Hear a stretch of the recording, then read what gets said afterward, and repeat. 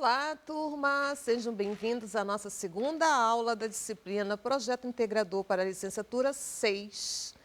Essa semana, aliás, essa quinzena, nós vamos conversar sobre currículo e cultura. Eu deixei alguns materiais para vocês lá, para vocês estudarem. Espero que essa aula subsidie vocês na discussão do projeto integrador e a forma como vocês estão pensando a intervenção, a análise e intervenção sobre a realidade. Ok? Vamos ver qual é o objetivo os objetivos da nossa aula.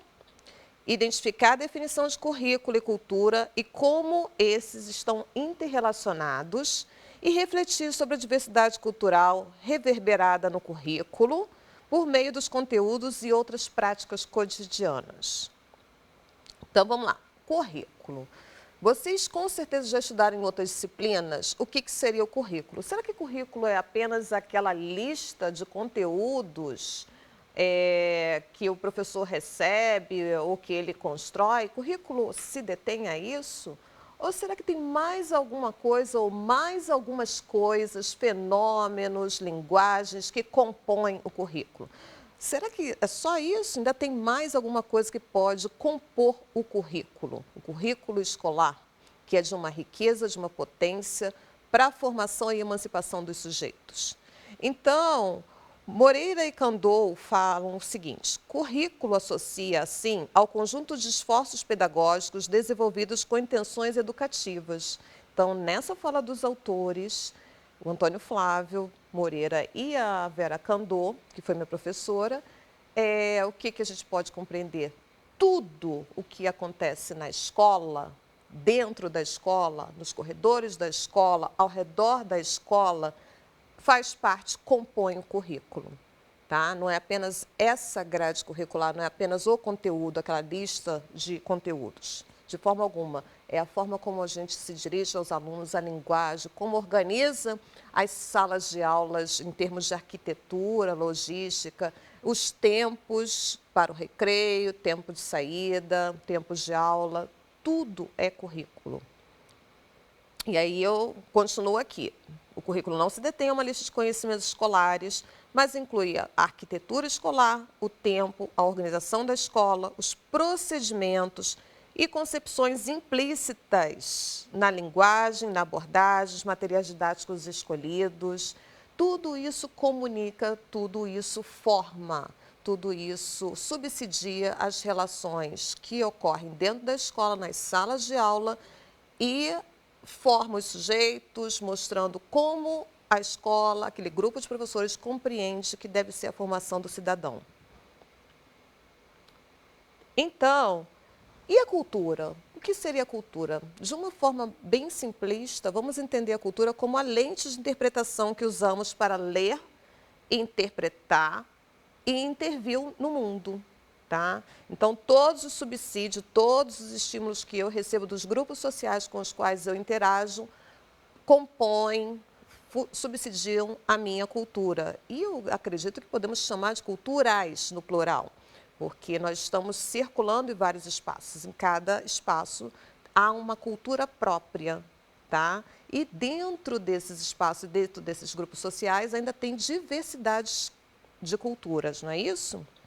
E aí eu pergunto, em que medida o currículo contempla de forma igualitária todas as culturas que circulam na escola e na comunidade local? Eu estou perguntando se há o quê? Uma hierarquização, ou se todas as culturas estão ali realmente incluídas, sendo valorizadas na mesma medida. Ou será que nós estamos sempre trazendo a cultura eurocêntrica como prioridade? Tá? É algo a se pensar. A escola e o currículo estão valorizando a pluralidade cultural?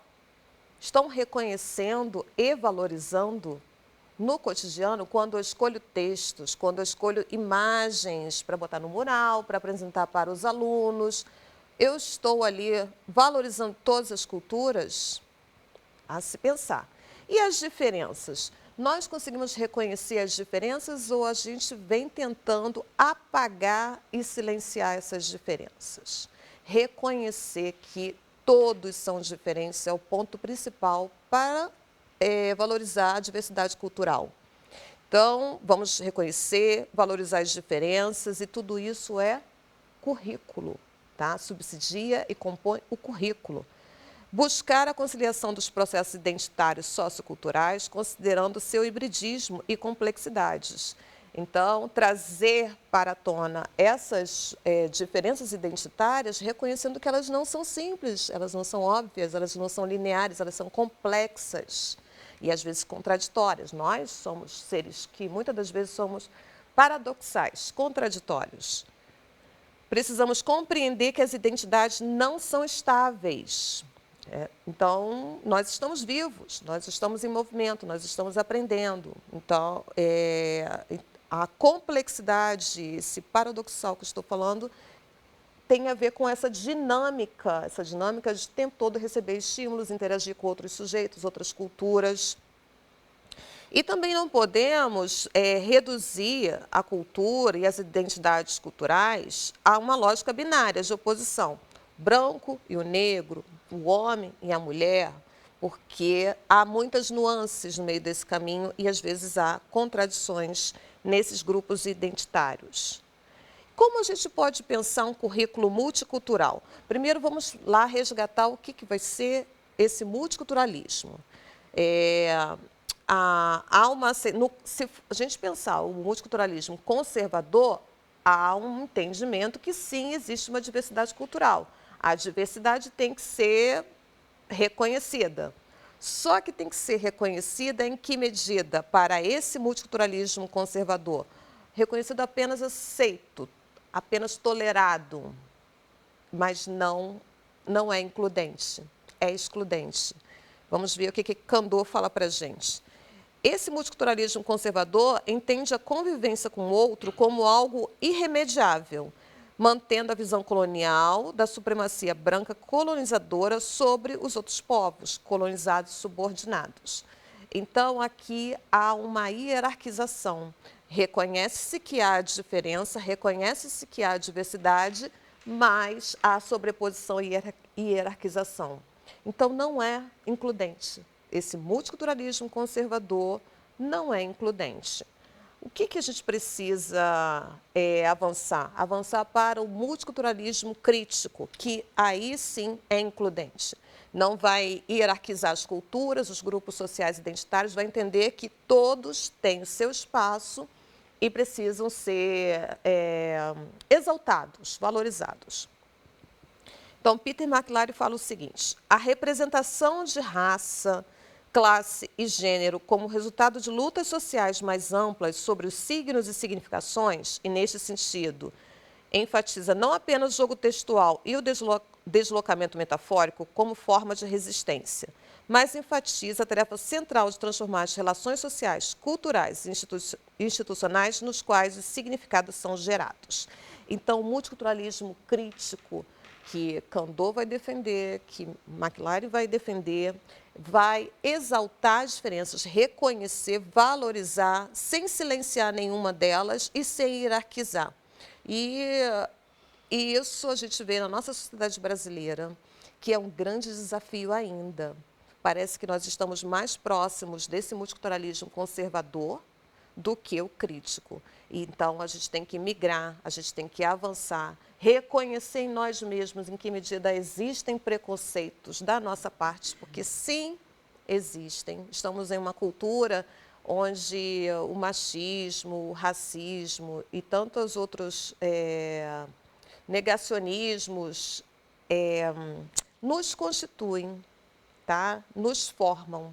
Vencer, romper com esse modelo não é imediato, não é fácil. O primeiro passo é o reconhecimento de quais são os nossos preconceitos.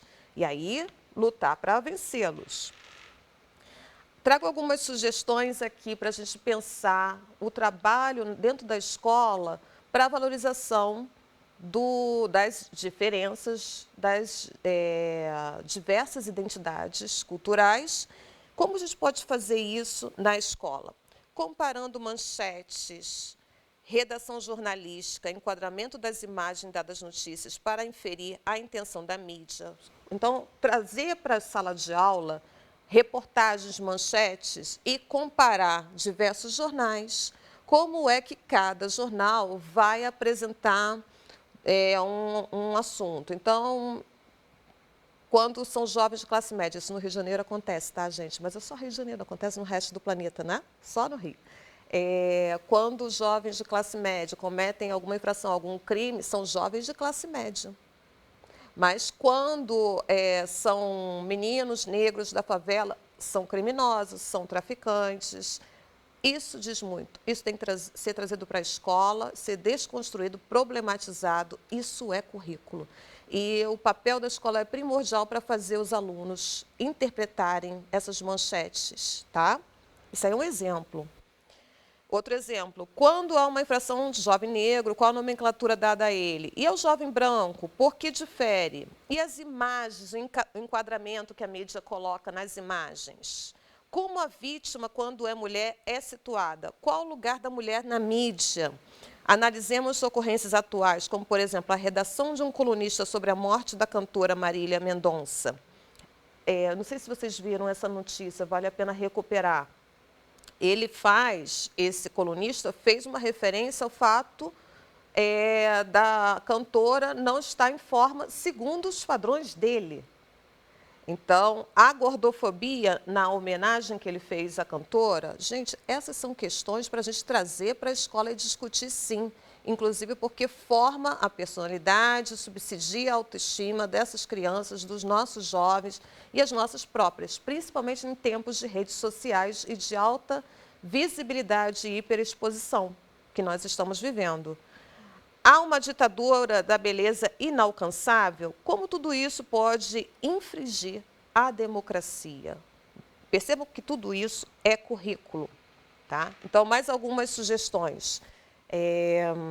No mês de novembro, mês da consciência negra, seria oportuno homenagear a população negra, principalmente próximo ao dia 20 de novembro, apresentando as principais conquistas desse grupo social? Estaria certa essa ação? Ela não é antidemocrática? E por que seria antidemocrática? Vamos pensar, dia 20 de novembro, apenas nesse dia a gente exalta as conquistas, a gente fala sobre o racismo apenas 20 de novembro? Se esses são atravessamentos da nossa sociedade que ocorrem a cada segundo, o tempo todo precisamos estar trabalhando essas questões. O tempo todo a gente precisa trabalhar para a diversidade, inclusão e vencer os preconceitos. O mesmo ocorre no mês de abril com a população indígena. E aí, mais umas sugestões aqui. Analisar o discurso midiático que fomenta o preconceito por meio do medo, da aflição, da ideia de que há riscos ao se ter contato com dadas culturas diferentes da cultura hegemônica. O que a mídia ganha com isso? Há um modelo que ela quer comercializar? Nas redes sociais, qual é o alcance, quantos cliques e compartilhamentos pode ter uma informação, ou imagem, ou vídeo que fomenta o medo? Isso é capitalismo digital, cognitivo. Não importa se é falso, se é fake news, porque ela gera monetização. Então, é algo para a gente conversar, sim, com os nossos alunos. Primeiro, para a gente analisar, certo? Nós precisamos analisar tudo isso, como a repercussão das fake news. Por que elas ganham tanta visibilidade? Elas têm monetização por trás de tudo isso. Como a gente ensina, ler, interpretar, criticar, buscar a veracidade dos fatos. Isso é currículo. Isso é currículo. E agora, últimas sugestões que eu trago para vocês aqui. Promover a atividade de júri simulado. Busquem essa atividade. A gente vai aprendendo, vai aperfeiçoando essa atividade, fazendo com crianças e adolescentes. É muito interessante. No júri simulado, no mesmo conteúdo deve ser apropriado por 2 grandes grupos, com 2 óticas divergentes. E esses grupos devem desenvolver a argumentação defendendo uma ótica, depois troca de posicionamento e defende a outra ótica. Só que eu fiz essa atividade uma vez com uma turma e eu trago esse cuidado aqui para vocês, tá? Como sugestão de algo que não deu muito certo comigo, então já trago a sugestão. Mas foi uma grande aprendizagem. Preparar o grupo para compreender a atividade como uma ação acadêmica de letramento político e não pessoal. Por que eu preciso falar isso? Porque, às vezes, eles ficam... Quando você faz essa atividade de defesa de polos, extremos, alguns se exaltam tanto, ficam tão animados, vamos falar dessa forma, que passam da medida e compreendem que são ataques pessoais ali. E, na verdade, é uma atividade acadêmica para poder se apropriar de argumentações diversas e olhar o mesmo problema de forma complexa, com vários olhares. Mas esse cuidado a gente tem que fazer na mediação, preparar o grupo antes. Aprendi essa lição, que a duras penas eu aprendi essa lição. Agora, pessoal, vamos ver aqui um vídeo com um exemplo onde uma escola está fazendo uma atividade muito interessante de exaltação à diferença e à diversidade. Vamos lá, vamos assistir o vídeo. Através desse livro, O Coelho Sem Orelhas, as crianças entendem que somos diferentes. E tinha até um pintinho com orelha. Ele é o meu amiguinho. A gente pode fazer diferença entre as pessoas? Não, é bom ser diferente. Essa escola de educação infantil na Zona Norte de São Paulo aplica um ensino preocupado com o respeito à diversidade para crianças de até 5 anos. Segundo a coordenadora pedagógica, a criança é um ser competente e capaz do respeito ao outro. E para potencializar isso, é preciso apenas adaptar a forma como esse conteúdo é abordado. Na simples questão de escolher brinquedos, né? Você traz uma diversidade de brinquedos para a escola e você não define quais são os brinquedos de meninos e quais são os brinquedos de menina. 3 a cada 4 brasileiros acreditam que as crianças devem aprender sobre diversidade, equidade e inclusão já na pré-escola. É o que revela o levantamento de uma empresa de educação britânica. Entre os 5 países que participaram do estudo, o Brasil é o único que defende a abordagem desses conceitos já nessa faixa etária. China, Índia, Reino Unido e Estados Unidos optaram por abordar os assuntos somente a partir do ensino fundamental. 56% dos entrevistados de todo o mundo acreditam que o sistema educacional em seus países está fazendo o suficiente para ensinar sobre raça, gênero e desigualdade. No Brasil, essa média cai para menos da metade. Também foi revelado que os brasileiros têm a menor taxa no que diz respeito a tratar os alunos igualmente. Com exceção da China, 8 em cada 10 entrevistados acreditam que as escolas são tão responsáveis pelo ensino das questões sociais quanto acadêmicas. Essa professora da Universidade Federal do Paraná, que atua na área de diversidade, explica que o tema não deve ser abordado em uma disciplina específica, mas nas atividades do dia a dia e em conjunto com as famílias.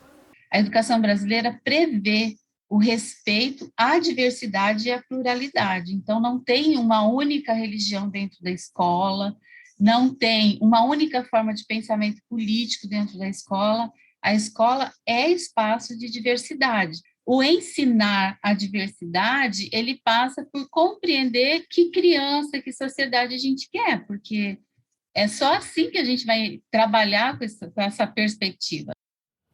Então, pessoal, espero que vocês tenham gostado desse exemplo, desse vídeo, e que todos os outros exemplos que eu dei nas telas anteriores também auxiliem vocês a pensar e problematizar como vocês vão pensar currículo e cultura, pensando a diversidade cultural, sem hierarquizar nenhum grupo identitário e trazendo isso para o projeto integrador de vocês. Eu tenho confiança que vocês vão fazer um ótimo trabalho. A gente se vê na próxima aula.